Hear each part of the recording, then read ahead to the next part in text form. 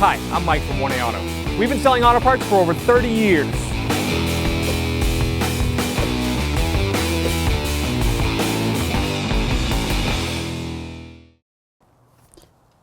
As you can see on this screen, when your oil change is due, you'll have a message that comes up saying oil change required.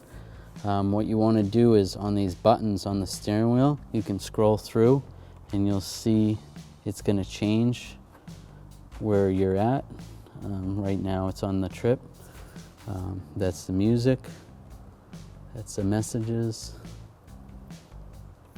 Enter screen, speed. And now we're on the truck screen, so it looks like a truck right above the fuel.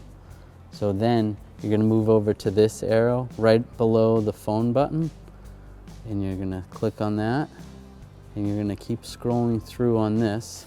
There's your tire pressures, and then next is your trans temp and oil temperature, and now this is the oil life. Okay, so right now we're at 77%, but I'm going to show you how to reset it. What you do is you're going to hold that same arrow button down, and then it's going to ask you to confirm you want to reset the oil life. You're going to go back to this button and scroll down to the OK, and then you're going to hit the enter to confirm,